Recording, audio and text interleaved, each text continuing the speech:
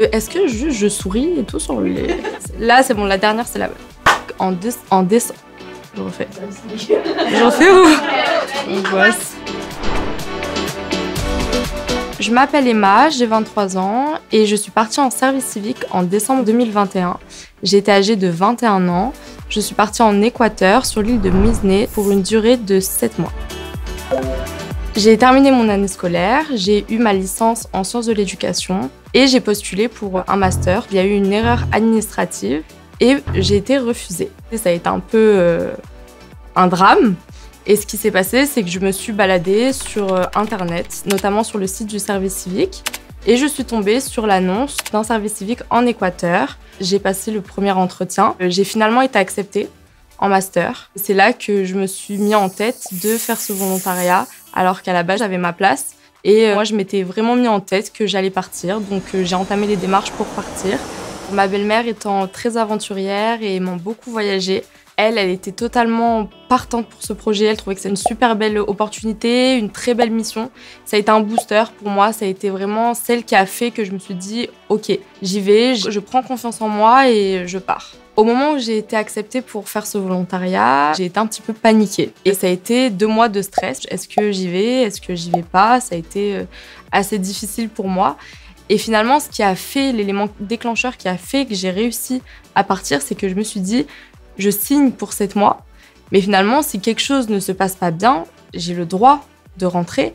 Et puis, je ne pars pas seule. Je pars avec une structure qui m'encadre ici, et puis je vais avoir une structure qui va m'encadrer là-bas. Et finalement, c'est ce qui m'a sécurisée, c'est ce qui a fait que j'ai réussi à sauter le pas. Il est possible d'effectuer un service civique à partir de 16 ans. En pratique, c'est souvent à partir de 18 ans qu'on part à l'international, et ce, jusqu'à l'âge de 25 ans. Et pour les personnes en situation de handicap, il est possible de s'engager jusqu'à l'âge de 30 ans. À l'international, la mission peut durer entre 6 mois et 1 an. L'avantage du service civique, c'est qu'on n'a pas besoin de compétences particulières. Il suffit que vous soyez motivé, que vous ayez réellement de vous engager dans une mission pour effectuer un service civique.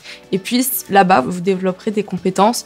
Moi, par exemple, je parlais pas beaucoup espagnol au départ et ça n'a pas été un frein. Voilà, on m'a dit que j'apprendrais sur place et c'est ce qui s'est passé parce que aujourd'hui, je suis bilingue alors qu'au départ, j'avais de très faibles compétences. Pour candidater, c'est très simple.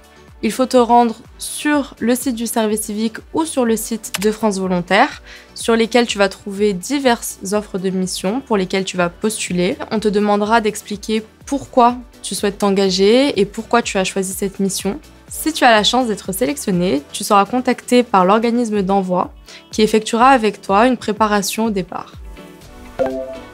Je suis partie avec l'organisme Eurocircle en tant qu'ambassadrice de l'égalité homme-femme en Équateur et j'ai rejoint là-bas une ONG internationale qui s'appelle Paz y Desarrollo. J'ai surtout mené des missions en rapport avec le fonctionnement d'une ONG.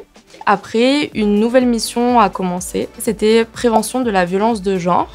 Donc pour ça, on se rendait dans des quartiers souvent défavorisés et on menait des campagnes de sensibilisation pour prévenir les violences auprès des femmes majoritairement et aussi auprès de la communauté LGBTQIA+. Je suis arrivée sur l'île de Muisne et la particularité de cette île, c'est qu'il n'y a pas beaucoup d'étrangers, voire quasiment pas du tout. J'ai été directement au contact des Équatoriens et des Équatoriennes. Je vivais avec eux, je vivais dans une maison au-dessus d'une famille équatorienne et il a fallu que j'apprenne l'espagnol justement pour m'exprimer avec eux. Et ce qui m'a beaucoup étonnée, c'est qu'ils étaient vraiment dans une démarche d'accueil envers moi. C'est comme si j'étais arrivée et finalement que j'avais rejoint ma famille et qui m'ont tout de suite dit « viens à la maison, viens manger avec nous ». Et c'est ces liens de solidarité qui m'ont beaucoup impressionnée, qui m'ont beaucoup touchée et qui ont fait finalement que je me suis adaptée super rapidement. Aussi parce que eux, ils ont été dans cette démarche-là d'inclusion. Une des activités que j'ai menées dans le cadre du projet de prévention de la violence de genre, c'était une activité d'autonomisation des femmes et des jeunes dans les quartiers sensibles. En fait, c'est des personnes qui ont un contexte social assez difficile et donc pour éviter qu'il y ait de la violence de genre, on les accompagne dans la création de micro-entreprises qui puissent évoluer socialement et qui puissent générer un revenu, par exemple pour une femme battue, qu'elle puisse se détacher de son époux, se réfugier ailleurs avec ses enfants, qu'elle puisse devenir autonome. Nous, en fait, on avait le rôle d'aller les visiter et de leur proposer un réel suivi, de les accompagner dans cette création. C'est eux qui choisissaient la profession qu'ils voulaient exercer, donc c'était dans le cadre de la restauration, de la mécanique. De ma mission à Muizenay, j'ai ramené quelques souvenirs qui comptent pour moi, comme par exemple ce petit porte-monnaie en coquillage qui m'a été offert par Elina. C'est une grand-mère que j'ai rencontrée lors d'une mission. Elle a participé avec nous à peindre un mur pour sensibiliser les jeunes d'une école. Et on faisait ensemble de l'artisanat qu'elle offrait aux personnes qu'elle aimait. Alors qu'au départ, ma famille était assez réticente pour que je m'engage à l'international, maintenant, ça va beaucoup mieux parce que sur le papier, j'étais pas du tout la personne qui était destinée à aller aussi loin pour faire un volontariat. Et finalement, c'est carrément eux qui incitent mes petites sœurs à partir et s'engager également. Sur le plan personnel, ce service civique m'a énormément apporté.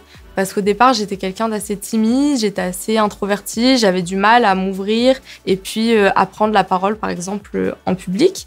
Et finalement, le fait d'avoir effectué ces missions, j'ai été obligée de sortir de ma zone de confort. Au départ, j'étais quelqu'un qui avait sa vie très carrée, très rangée, tout était prévu, il n'y avait aucune place à l'imprévu.